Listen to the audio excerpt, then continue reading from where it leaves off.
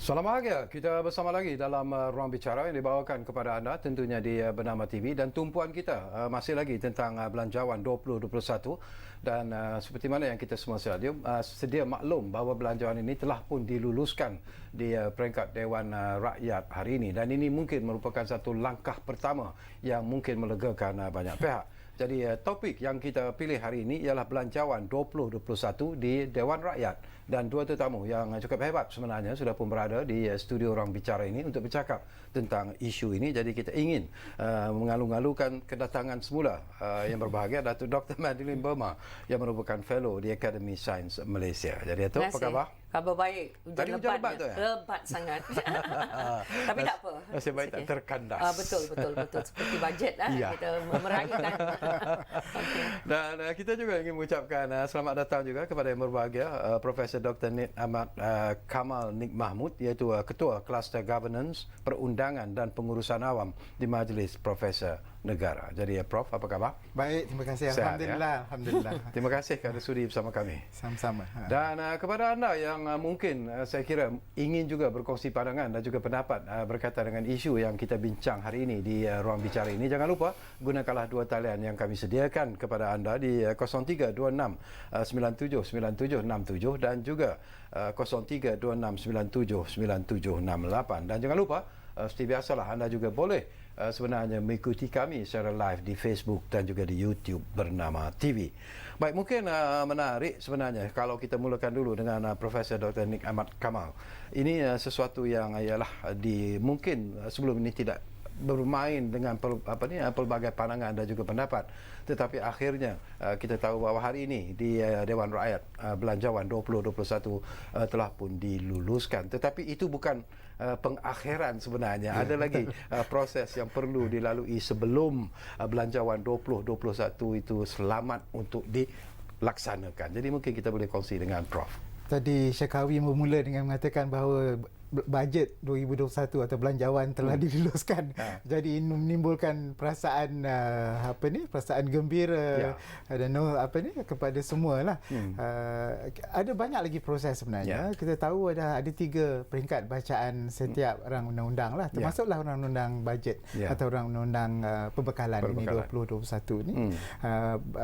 Bacaan kali pertama itu ialah menerangkan tentang tajuknya dan ruang lingkup yang akan dibincangkan.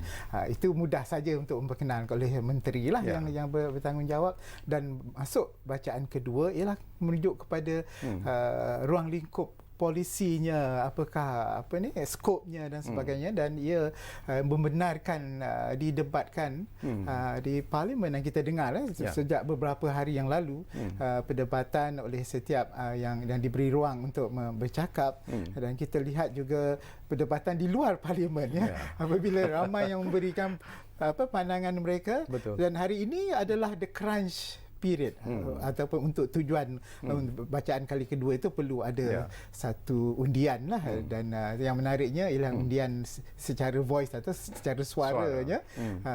Dan kita juga lihat insiden yang menarik juga di parlimen, iaitu 13 orang ahli parlimen bangun untuk meminta supaya perundian dibuat secara blok ataupun secara division, secara bahagian. Tapi sebab minimumnya ialah 15. Hanya 13 saja yang bangkit, maka speaker telah dengan cara yang terbaik mengatakan bahawa kita teruskan saja dengan undian secara suara, dan alhamdulillah majoritinya menyokong. Dan peringkat pertama undian itu telah selesai lah maknanya. Dan selepas ini ialah peringkat jawatan kuasa, di mana dalam masa 10 hari ini perbincangan dan peringkat jawatan kuasa yang ditetapkan.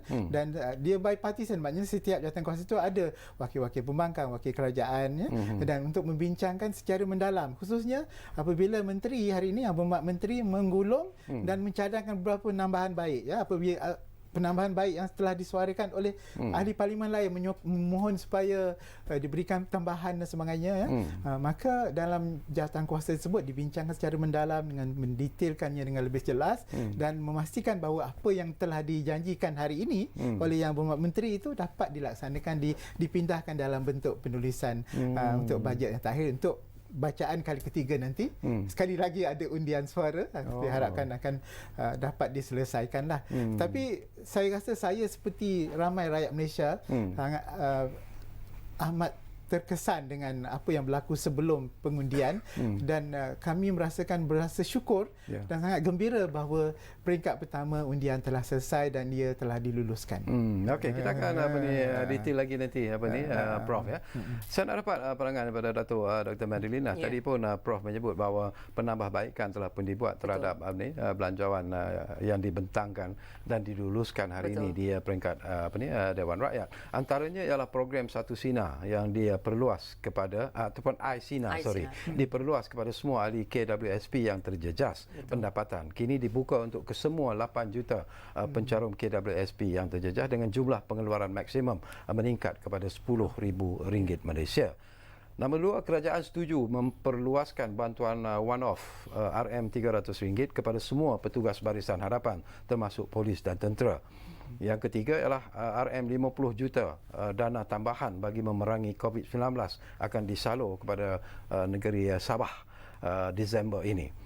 Dan program e-belia juga ditingkatkan kepada RM100 seorang dan diperluas kepada 1.1 juta mahasiswa. Kerajaan akan terus memperhalusi bantuan mengikut keadaan COVID-19 dan juga ekonomi semasa. Dan akhir sekali yang menarik ialah peruntukan untuk Jabatan Hal Ehwal Khas ataupun JASA atau kini dijenamakan sebagai JCOM akan dikurangkan. Sebelum ini ialah 85.5 juta ringgit Malaysia. Jadi pengumuman lanjut akan dilakukan selepas mereka berunding di peringkat jawatankuasa.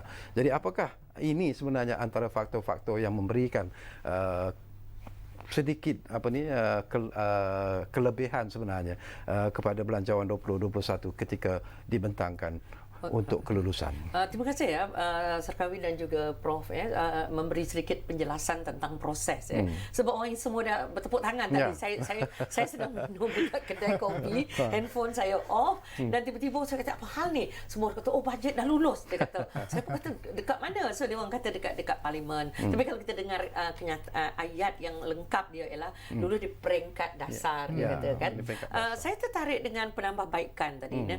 Ini menunjukkan negara kita adalah sebuah negara yang demokratik di mana demokrasi diamalkan dan kita melihat yang tak setuju memang ramai yang tak setuju. Kalau kita tengok angka tu memang stres saya tengok angka tipis sangat dia punya yang bersetuju dengan yang tidak. Konsep majoriti dia tu actually dia perlukan simple majority aja. Tetapi apa yang diperolehi tadi kita lihat sebelum saya menjawab soalan tu saya juga tertarik di mana tadi Prof juga menyebut dia sebagai rakyat Malaysia bukan saya nak kata tidak selama ini bajet tak ada siapa peduli dia hanya peduli bila nak bagian terakhir sekali berapa dia nak bagi bonus. Hanya tu saya tunggu, saya selalu tunggu dan adik saya akan tunggu berapa cukai rokok selama seperti yang Prof tadi waktu masa mula dibincangkan you tengok the hype ini menggambarkan pada kita tentang keprihatinan rakyat Malaysia. Ada orang melihat itu sebagai sesuatu yang dianggap sebagai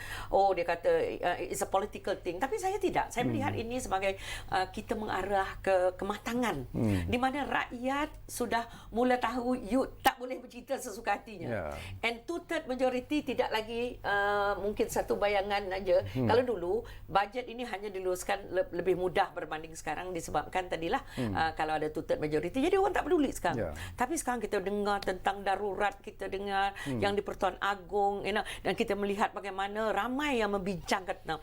Jadi kami orang ahli ekonomi suka juga tengok benda ni because kami percaya bahawa supply demand dia akan mencapai keseimbangan dan selalunya keseimbangan itu adalah satu keseimbangan yang lebih baik. Sepatutnya lah. Okay. So balik kepada bajet tadi kita dengar ada penambahbaikan.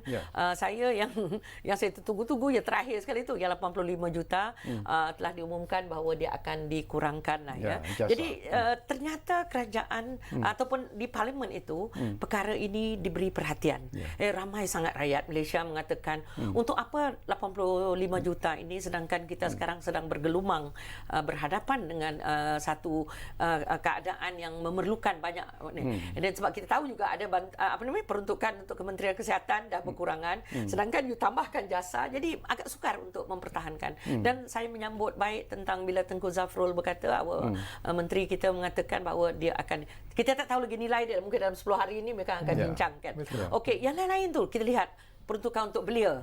Kita dengar bagaimana Sabah. So saya bersyukur sebab Sabah diberi perhatian. Tapi sekarang saya tengok Selangor pula kes dia lebih tinggi tentang COVID. So mungkin diharapkan Selangor juga akan dapat. Jadi memang saya menyambut baik dan juga saya melihat dia ada kesan yang positif terhadap ekonomi nanti. So mungkin kita akan sentuh itu kemudian. Sesuatu yang menarik juga barangkali Prof, kalau kita lihat daripada andaian sebelum ini memang pelbagai sebenarnya, ada yang mengatakan bahawa belanjawan 2021 ini tidak akan diluluskan dan sebagainya. Tetapi pendirian yang ditunjukkan oleh parti-parti pembangkang khususnya ketika meluluskan belanjawan 2021, apakah Prof melihat bahawa itu ada satu perubahan dari segi pendekatan, dari segi mentaliti dan juga dari segi pengaruh politik parti-parti pembangkang yang mungkin juga memberi sokongan kepada belanjawan 2021 ini?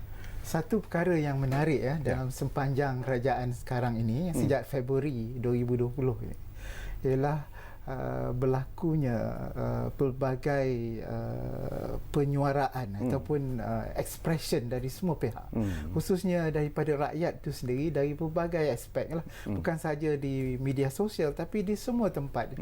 Kita tengok di akhbar pun, dalam surat-surat pembaca, pelbagai ekspresi yang dikeluarkan oleh rakyat ini untuk mahukan supaya kestabilan itu wujud dalam kerajaan. Dan di samping itu apabila berlaku keadaan di mana kerajaan cuba memohon kepada Duli Yang Maha Mulia Seri Paduka Baginda satu peristihaan darurat, tapi ditolak oleh Seri Paduka Baginda Yang Tuan Agong, dan diikuti pula dengan satu titah mahukan kestabilan kerajaan dan pada masa yang sama mahukan bajet 2021 itu diluluskan atau disokong oleh semua lah. Jadi saya rasa dari situ timbul kesedaran pada semua pihak, kesedaran daripada semua pihak dalam parlimen itu, parti-parti politik, tak kira lah mereka yang kerajaan ataupun yang pembangkang, mereka sedar bahawa dalam keadaan suasana yang tidak kondusif sekali kepada semua dalam keadaan pandemik COVID-19 dan keadaan ekonomi yang begitu menekan, di samping ramainya rakyat kita, tak kiralah B40 ke atau IM20 ke, yang memang telah hilang pekerjaan mereka, dan kita dengar berbagai kisah di akhbar dan media sosial tentang isu ini. Jadi ia menimbulkan satu tekanan pada semua pihak untuk memastikan berlaku stabilan, tidak ada perkara yang boleh menjekat bajet 2021, dan itu saya rasa menjadi satu petanda atau satu petunjuk kepada semua pihak untuk memastikan bahawa ia dapat diluluskan dengan segera. Itulah saya rasa sebabnya. Dan kita tahu juga bahawa rakyat memerhatikan siapa yang membangkang, siapa yang menolak, dan rakyat akan merasa marah kepada mereka yang menolak bajet yang itu atas dasar bahawa bukan kerana bajet itu yang terbaik, tapi kerana atas dasar bahawa kita tidak mahu ketidakstabilan pada kerajaan pada waktu ini. Saya nak dapatkan pandangan Prof sebelum saya pergi kepada Dr. Madeline.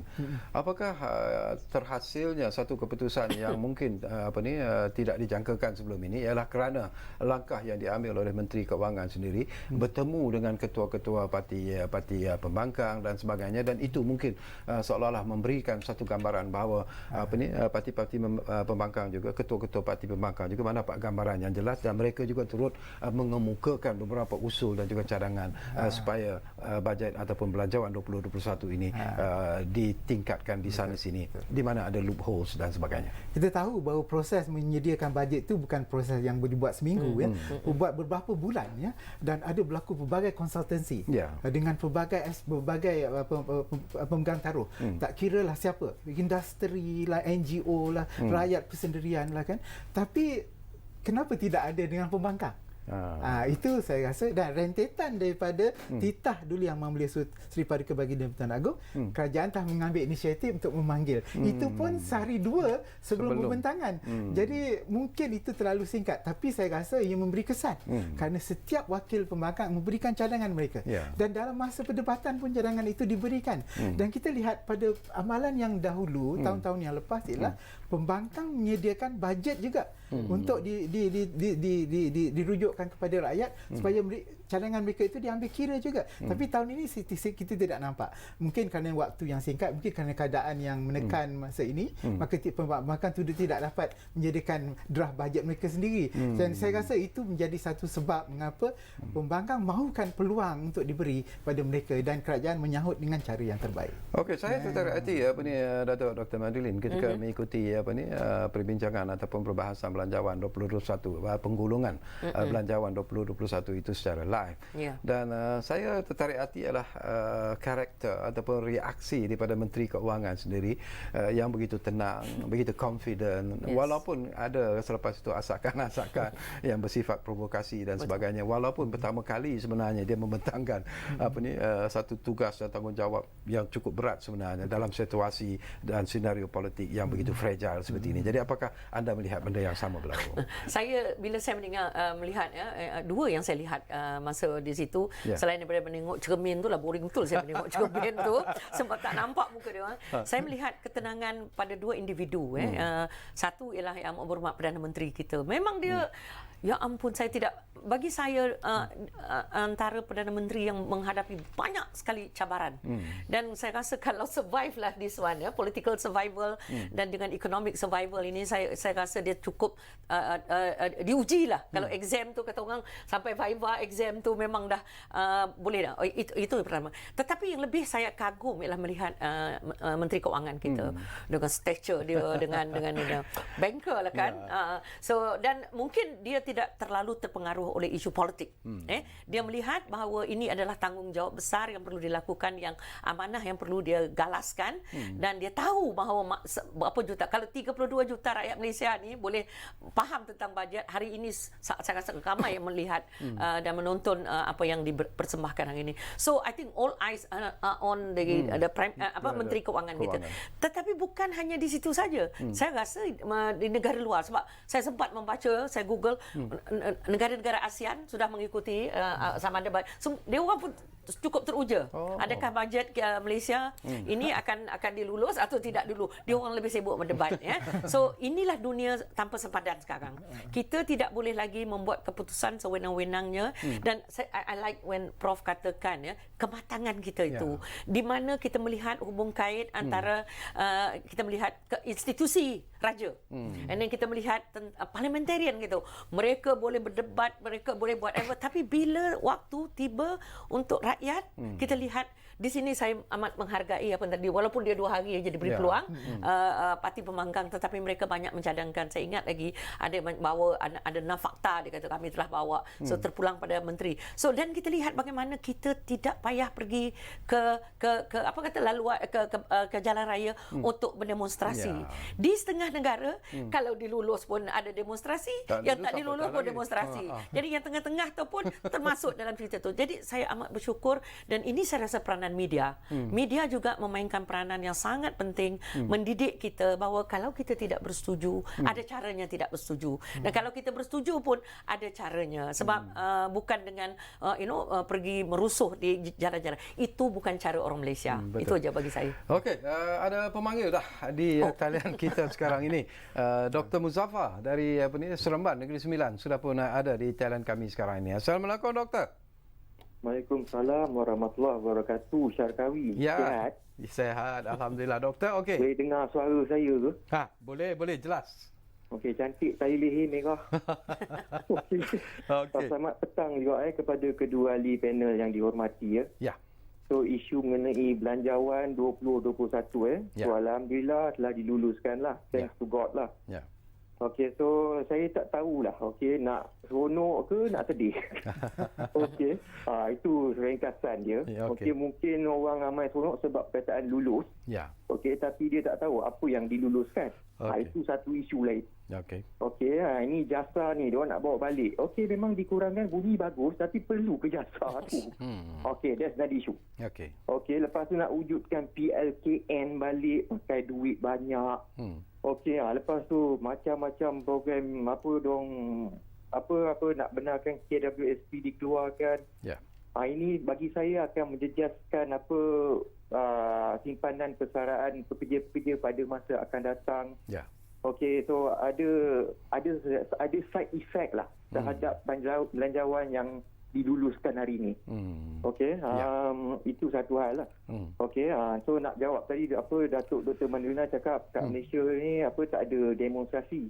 Nak bagi tahu kat you sebab tak ada demonstrasi sekarang musim hujan Datuk. Okey. So orang tak ada masa nak turun dekat jalan raya bawa payung semua tu. Okey, tu kalau sekarang musim panas dah lama ramai turun ni. Okey, so nak terus terang kat you Ya. Okey, so saya nak tanya soalan lah sebab kedua-dua ahli panel ni saya rasa mewakili universiti. Ya. Okey, belanjawan 2021 ni pun ada peruntukan kepada Kementerian Pengajian Tinggi sebanyak lebih 14 bilion tak salah saya tahun depan Ya. Okey, mengenai saluran peruntukan ni. Okey, selalu saya tengok tiap-tiap tahun peruntukan ni banyak diberikan kepada universiti yang top ranking. Okey. Perlu lagi ke kita bagi banyak peruntukan kepada universiti yang well established dan top ranking ni? Okey, sebab diorang dah ada banyak profesor-profesor yang hebat-hebat. Macam Profesor Nik Kamal kat sana kan. Datuk Dr. Madlina. So saya yakin diorang ni boleh cari income untuk universiti top ranking mereka. Okey. So duit ekstra tu bagilah ke institusi yang tak ada ranking tu. So boleh ulas sikit mengenai isu ni. Itu saja. Okey. Okey. Terima kasih. Assalamualaikum. Waalaikumsalam. Terima kasih banyak-banyak Dr. Muzaffar. Jadi saya tak tahulah sama ada Prof ataupun Datuk yang nak jawab apa yang dibangkitkan oleh Dr. Muzaffar. Boleh Prof. saya mulalah. Boleh. Yes, Prof. Saya rasa setiap tahun sejak daripada 5 hingga 7 tahun yang lepas kita telah menghadapi kekurangan bajet di peringkat universiti awam. Betul. Kita tahu bahawa universiti awam tu terbagi dua lah. Satu universiti penyelidikan dan universiti bukan pendidikan, universiti komprehensif lah. Dan saya di universiti pun pernah melalui ini dan saya pernah juga di bahagian pentadbiran universiti dan kami merasa tertekan jugalah kerana kekurangan bajet. Dalam satu masa ada keadaan di mana kita hanya boleh membayar gaji saja pekerja ataupun staf. Tapi dalam aspek-aspek lain misalnya aspek pembangunan, aspek untuk untuk repair, membaiki alat dan membaiki bangunan sebagainya, itu menghadapi masalah lah. Dan dari segi pendidikan alhamdulillah banyak bajet diberikan bukan sahaja dari kerajaan tapi daripada badan-badan lain. Tapi dari segi dari segi aktiviti lain misalnya untuk membentangkan kertas-kertas di luar negara, kertas pendidikan di luar negara atau di dalam negara telah dikurangkan. Jadi banyak perkara-perkara yang kita dulu boleh buat, kalau 10 tahun dulu kita boleh buat tapi banyak tidak boleh dibuat. Jadi dalam keadaan di mana ekonomi pun tidak begitu baik, kalau masih dikurangkan juga bajet untuk universiti awam, maka mungkin banyak lagi lah tekanan yang akan dihadapi. Saya setuju dengan Dr. Muzaffar mengatakan bahawa universiti pendidikan telah banyak menerima dana sejak daripada 10 tahun yang lepas.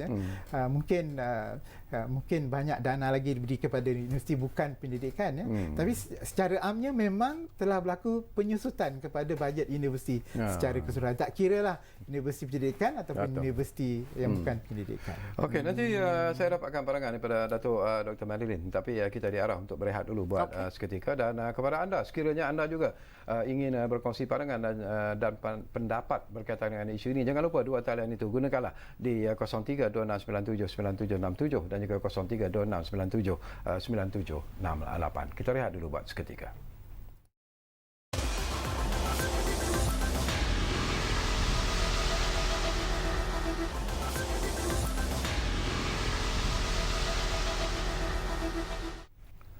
Baik, kita kembali semula ke ruang bicara ini. Masih lagi bercakap tentang belanjawan 2021 di Dewan Rakyat. Itu topik kita hari ini.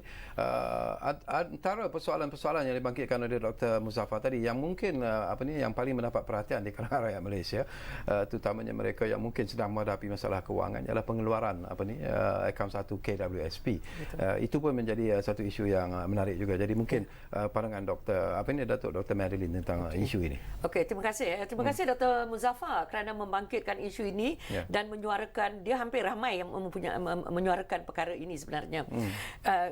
Saya sempat masa Menteri Keuangan announce masa tu mengumumkan masa tu bajet, hari bajet. Sebab saya kena teropong dengar penjelasan yang diberikan.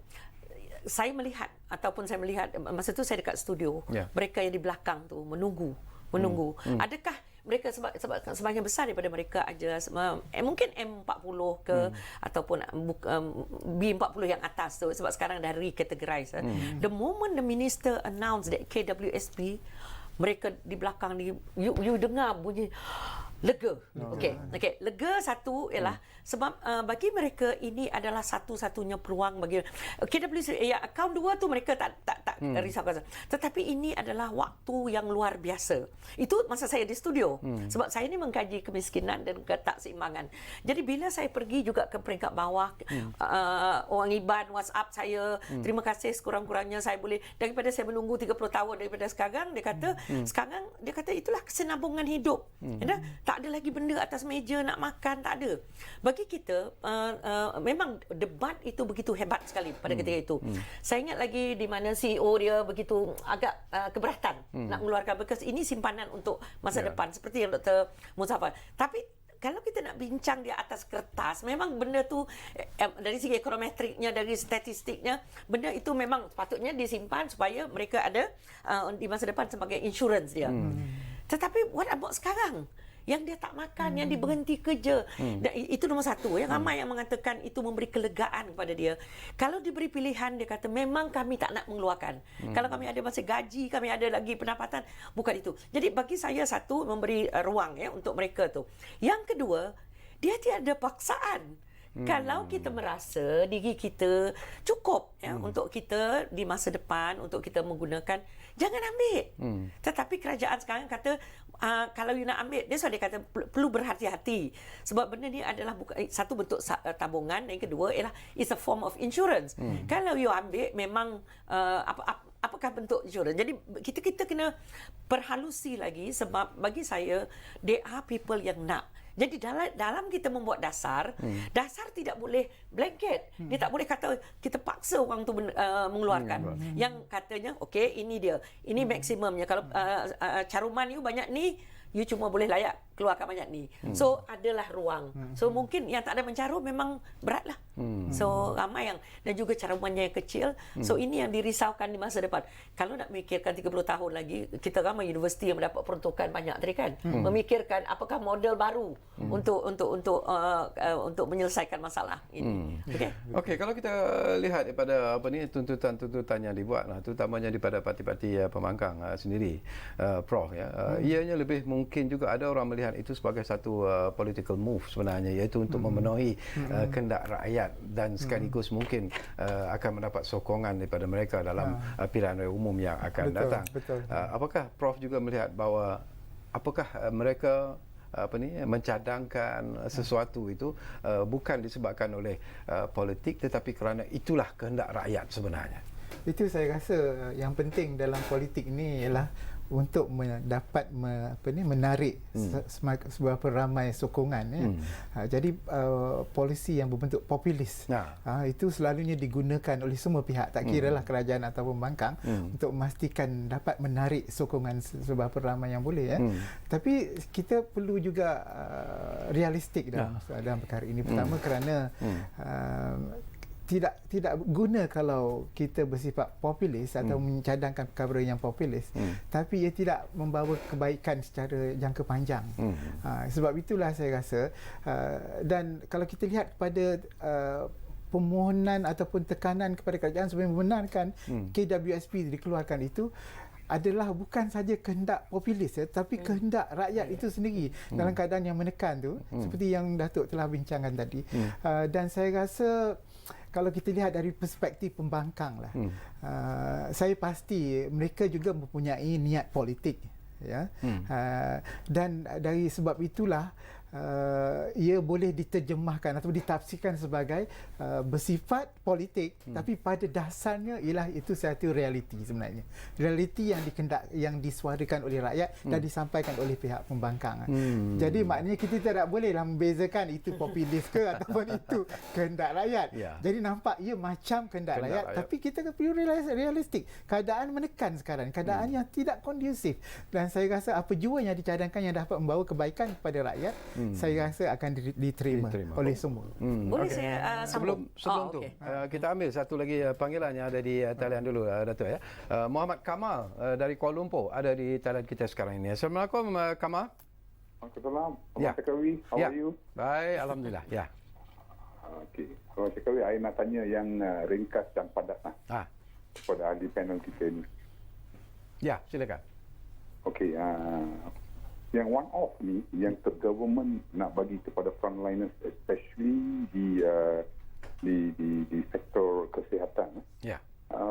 Kenapa hanya one off? Saya rasa government should consider to give them on a monthly basis until this pandemic wujud. Pasal they are constantly in the front line doing their work. Ya. And kalau boleh, yang kalau one off, saya minta kerajaan beri 2-3 ribu lah kat dia orang. Kenapa hanya 500, 300, diheboh-hebohkan macam besar sangat duit itu. Tidak. Kerana banyak ketirisan berlaku, banyak perbelanjaan bilion-bilion terhadap projek pembangunan ini semua yang yang menjurus kepada 1-2 orang individu. Okey. Tetapi yang majoriti frontliners ni bagi 200, 300, 500, memalukan Abang Sekawi. Minta penjelasan sedikit Abang Sekawi. Terima Okey. kasih Abang Sekawi. Terima kasih. Okey, terima kasih. Kamal, jadi satu luahan yang ikhlas sebenarnya daripada pemanggil kita. Okey, Abdullah Osman dari Seremban Negeri Sembilan juga ingin berkongsi pandangan dan juga pendapat. Assalamualaikum Cik Abdullah. Waalaikumsalam. Ya. Datuk. Ya. Ini ada dua perkara lah. Nampak kematangan ahli parlimen kita lah. Ya. Bukan kerana politicking sangat, tetapi ditambahkan kewibaan kerajaan untuk membantu rakyat. Okey. Dia ada 3 peringkat kan. Satu di peringkat jawatan kuasa dalam 10 hari. Ya. Tapi perlu diingatkan, petang tadi 13 wakil dia ahli parlimen bangun Pejuang dan Amanah. Ya. Tetapi tidak ada seorang pun PKR dan Parti Warisan dan juga DAP. Jika mereka ni bergabung ada masalah sikit lah. Dan juga nak tanya lagi, adakah undi di masa akan datang dibuat secara undian sulit ataupun cara kuat bersuara majoriti? Itu saja. Terima kasih. Okey, terima kasih Encik Abdullah Osman dari Seremban Negeri Sembilan. Okey, back to you, Dr. Madeline. Tadi apa yang nak? Okey. Sebenarnya bila Prof menyatakan tadi sama ada is politik ataupun ni amat sukar untuk kita orang luar kan. Okey. Tapi bagi saya saya mengkaji sedikit sebanyak tentang tuntutan ataupun permintaan dari parti pembangkang. Memang ada some of them tu memang jujur jelas, macam contoh dia mereka sangat mengkritik tentang jasa tu. Jadi maknanya dan diberi perhatian.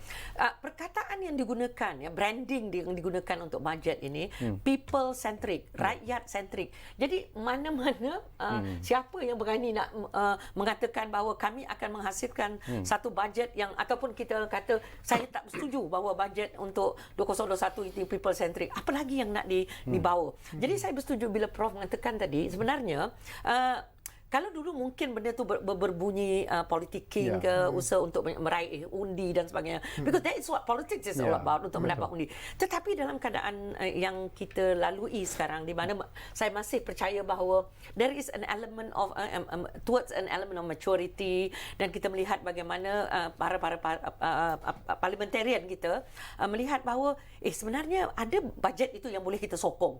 You cannot just be kata orang kita tolak hanya atas dasar dia membentang, kita mesti tolak.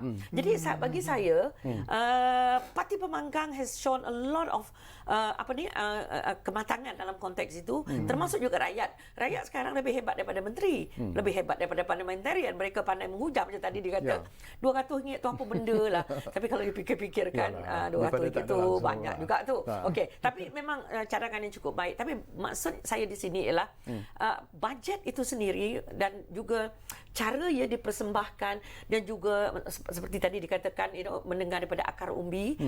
Kita memang Menteri Kewangan kita, tapi benda ni bukan baru dibuat kan, memang dah lama. Kalau you buat bajet is bottom up, dia ada top down, bottom up. Tapi kali ini kita melihat bagaimana dalam keadaan yang tidak menentu ini, kita melihat bahawa kerajaan bersungguh-sungguh untuk membantu rakyat melalui bajet dia. Okay, satu, rakyat, kedua, bisnes, dan ketiga, ekonomi. Jadi di manakah ruang untuk parti pembangkang selain daripada untuk mencari di mana boleh kami bantu je sedikit.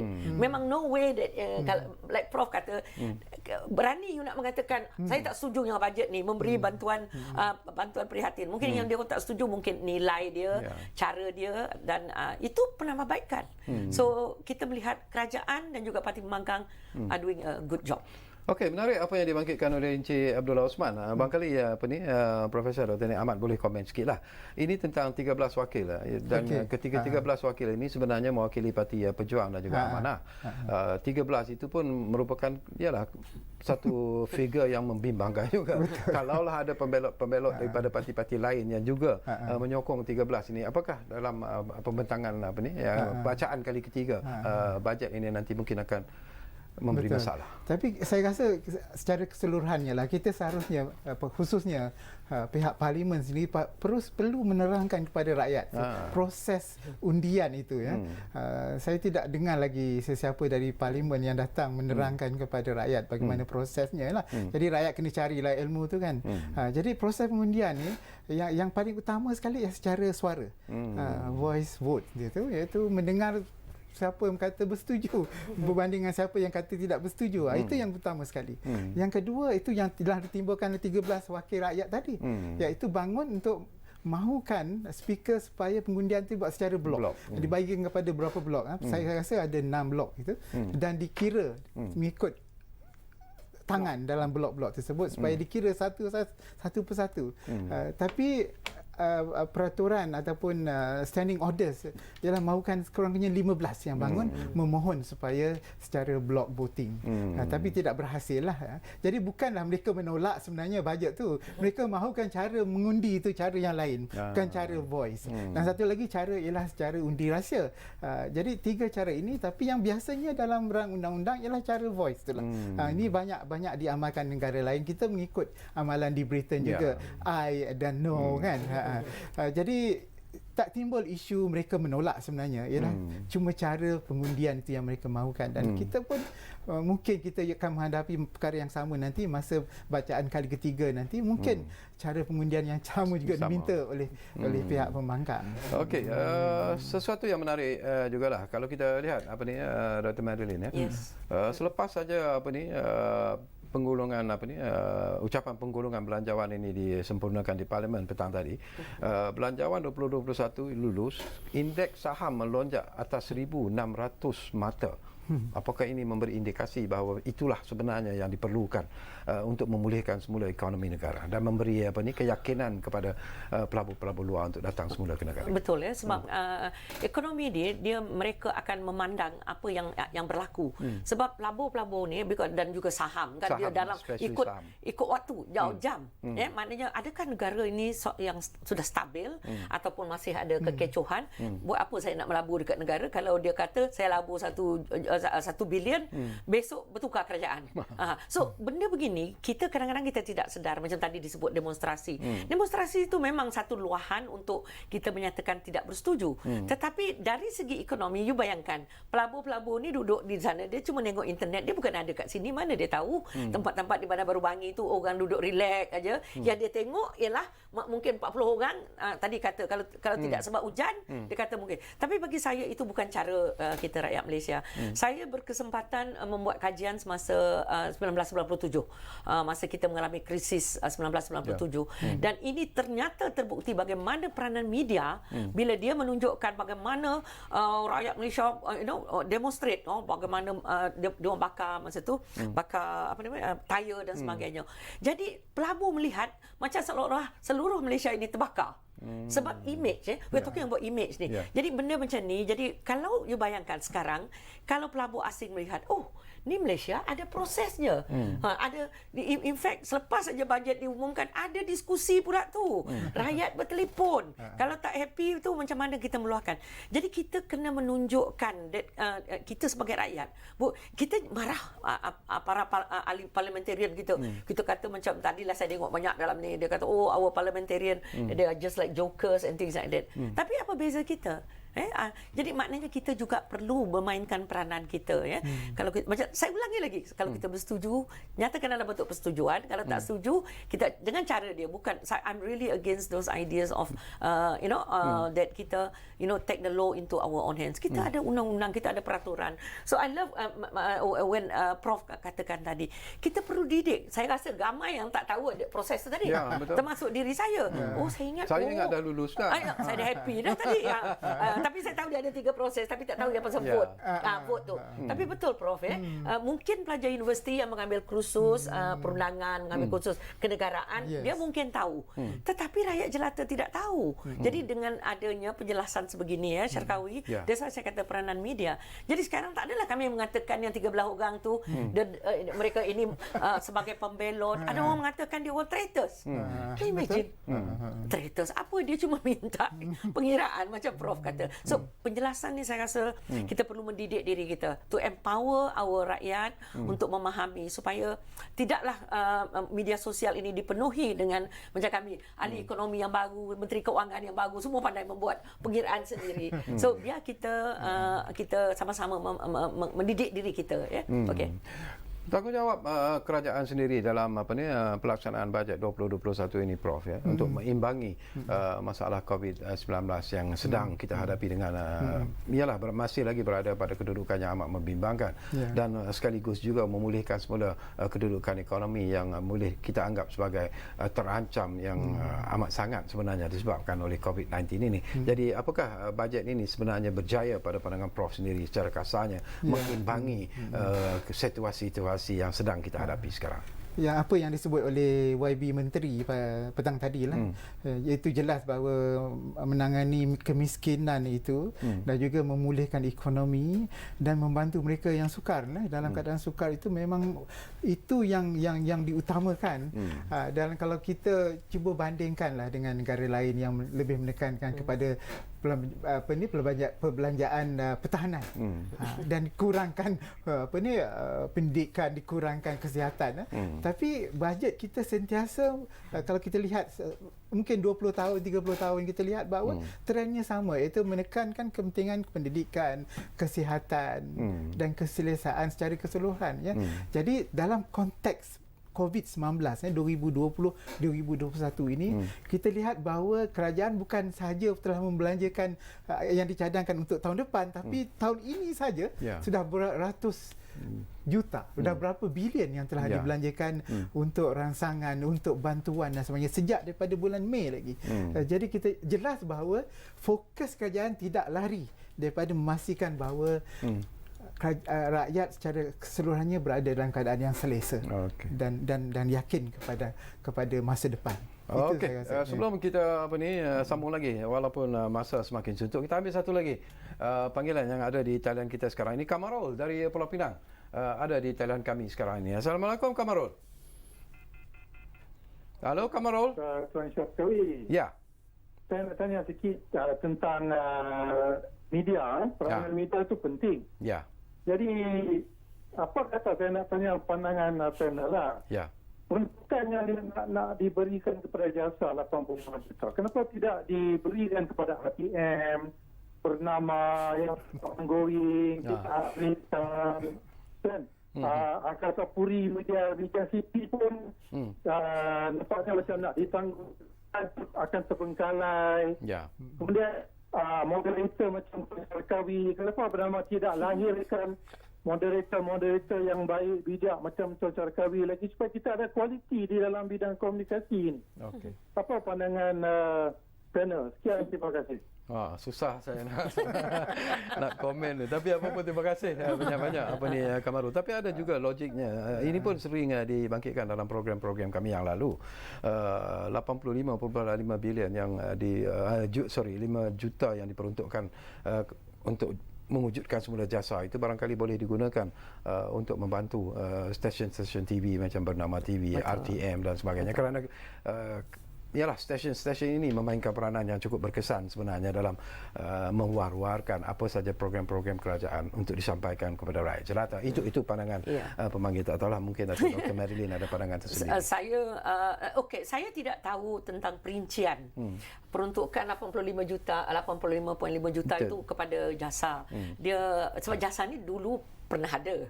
Okey, mungkin ramai yang bekerja dekat situ dah bising dah mula. Ini lepas tu masa zaman PH dia diberhentikan dan sekarang disambung semua. Mungkin ada justifikasi tapi saya tidak cuba mempertahankan. Tapi saya amat bersetuju kalau dengan 85.5 juta itu berapa banyak PPE yang boleh kita bekalkan, dan juga ni anak-anak di Sabah Sarawak tu yang memanjat pokok, yang pergi ke hutan untuk mencari internet. Jadi saya amat bersetuju dengan tu. Tapi tanpa saya tidak berani nak komen tentang berapa duit 85 tu untuk apa saya tak tahu.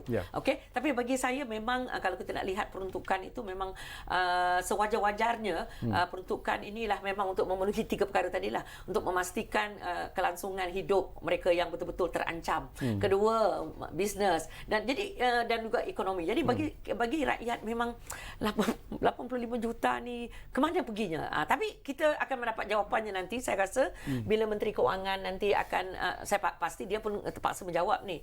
So memang saya setuju tapi bagaimana sama ada 85 juta tu bagaimana dibelanjakan saya pun tak pasti. Okey, itu je komen saya. Okey, kalau kita lihat daripada kemampuan keuangan negara juga, ini pun banyak yang dibangkitkan sebenarnya Prof dalam situasi yang ada sekarang ini. Ada juga yang mempertikaikan tentang kemampuan keuangan negara untuk memenuhi segala apa yang dijanjikan dalam belanjawan 2021 ini. Komen Prof. Bajet yang defisit kita telah beberapa tahun mungkin Datuk boleh terangkan yang itulah. Tapi dalam keadaan bahawa kita perlu melakukan sesuatu untuk mengatasi cabaran-cabaran ini. Dia macam bapa yang sayangkan anaknya walaupun dia tak mampu tapi dia sedaya upaya cuba untuk berusaha mendapatkan, berhutang dan berbagai lagi menggadaikan apa harta yang dia ada. Itu saya rasa itu langkah yang kerajaan akan ambil memastikan bahawa cukup bajet untuk digunakan sepenuhnya untuk 2021 tersebut untuk mengatasi perkara-perkara ini dan memberi sebanyak mana bantuan yang boleh. Dan kita tahu bahawa frontliners pun perlu, tapi kita perlu lihat juga yang B40 tu yang memang tertekan sungguh mungkin frontliner tu dia ada gaji bulanan, tapi yang small businesses yang kerja rencam, yang kerja kilang ditutup, semua itu perlu juga bantuan. Jadi kalau kita berikan semua kepada frontliners, apa pula yang akan berlaku pada mereka yang B40 tersebut Jadi saya rasa memanglah kerajaan perlu dan dia bertanggungjawab. Itu adalah tugas kerajaan untuk memastikan bahawa cukup dan apa jua cara untuk mendapatkannya akan dilakukan. Itu saya rasa usaha yang kita perlu puji dan kita perlu hormat apa yang kerajaan telah buat. Kita juga harus bersyukur sebenarnya kerajaan dalam belanjawan 2021 ini juga memberi peruntukan yang ataupun bantuan yang cukup baik saya kira kepada nelayan misalnya, kepada pekebun-kebun kecil. Jadi itu mungkin satu lagi dimensi yang perlu dilihat dan dihormati oleh rakyat jelata sebenarnya. Betul kalau kita lihat memanglah selama ni kalau kita dengar bajet memang untuk rakyat jelata bla bla bla dah macam bunyi klise. Tapi bila kita lihat nilai peruntukan yang dibelanjakan untuk satu melindungi tadilah untuk melindungi golongan yang betul-betul terkesan oleh ni, yang macam saya kata yang tak ada makanan atas meja dan sebagainya. Itu dah kumpulan yang kita kata mudah terancam, the vulnerable group. Yang kedua ialah well-being. Well-being ini persekolahan, internet dan sebagainya, kesejahteraan umum tu. Macam Prof katakan tadi sebenarnya kerajaan boleh pilih tau sebenarnya. Dia boleh pilih nak bangun apa, beli kereta tank baru ataupun beli whatever yang baru ataupun bangunkan benda yang baru. Itu ada pilihan. Maknanya dibawalah ke parlimen dan sebagainya. Tapi kita lihat kerajaan dan juga parti pembangkang kedua-duanya betul-betul berusaha memastikan bajet ini betul macam tadi disebut rakyat sentrik. Saya dah cakap macam bunyi politician, ada orang mengata you hanya fokus pada B40. Saya kata bukan je B40, B40, M40, T20 pun terkesan. Ada yang bisnes dia hancur, tapi kadang-kadang kita lupa. Tapi seperti yang bajet ini dia adalah menunjukkan kepada kita perancangan keuangan untuk tahun depan. Okey, Jadi dia menunjukkan juga hasil yang diperolehi. Tadi Syarkawi tanya hasil datang daripada mana. Ini dia. Kerajaan memang garu kepala. Dia boleh ada pilihan. Tak payahlah. Anyway, kalau mati pun mati. Nak buat macam mana kan? So, tetapi kita melihat keprihatinan ini diterjemahkan dalam bentuk peruntukan. Dia hampir 20% daripada GDP kita. Tidak pernah kita berbelanja. Berapa kali yang telah diberikan. Saya yakin satu, memang kita dah tak boleh lagi bergantung kepada luar untuk hasil kita. Jadi apa yang kerajaan telah lakukan ialah untuk merujuk kepada dalaman, domestic investment, pelaburan dalaman. Yang kedua lagi, memastikan leakage tidak berlaku. Ketirisan, itulah corruption perlu kita selesaikan sebab baru bila kita mendengar berapa orang pegawai kena tangkap, millions. Okay. And then yang ketiga ialah untuk memastikan sebab di negara kita kecairan tu masih okeylah, kita boleh lagi meminjam dari dalam. Okey, jadi bagi saya benda ini dan yang satu lagi yang mungkin ramai akan melompat termasuk saya, kita tentang GST. Dan itu pun sebab sumber yang baru tapi mungkin bukan 6%. Dan seperti yang Prof katakan, itu juga perlu pendidikan kepada rakyat. Dia tidak boleh dipolitikkan. So itulah bagi saya. Okey, tinggal lebih kurang 1 ataupun 2 minit saja lagi Prof, bagi menjamin bahawa apa yang dirancang itu tepat sampai kepada sasaran yang dituju. Itu yang paling penting sebenarnya. Macam Datuk Madeline kata tadilah, ketirisan tu masih lagi berlaku dan percentage ni pun boleh tahan dan makin bertambah setiap tahun. Jadi ini perlu ditutup ni, gap-gap ini, lubang-lubang ini perlu dipastikan tidak berlaku ketirisan. Dan sini keberkesanan, efisiensi itu saya rasa dalam perbelanjaan, monitoring, accountability, itu adalah tugas penjawat awam dan mereka memang menjalankan tugas yang baik, tapi mungkin menjadi lebih baik untuk memastikan bahawa kita menemui tekanan yang besar, dan kalau ada banyak ketirisan maka akan bertambah sukarlah nanti masa depan.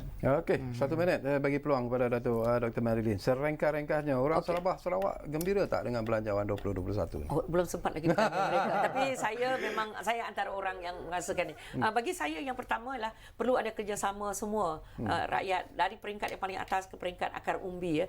Kita bukan saya kata kita mesti menyokong bajet, tidak. Saya rasa kita perlu memanfaatkan apa yang ada supaya kita boleh memulihkan diri kita, keluarga kita dan negara. Itu je. Baik, terima kasih banyak-banyak kepada Datuk Dr. Madeline Burma. Terima kasih kepada Profesor Dr. Nik Ahmad Kamal dan Nik Mahmud kerana sudi bersama dengan kita.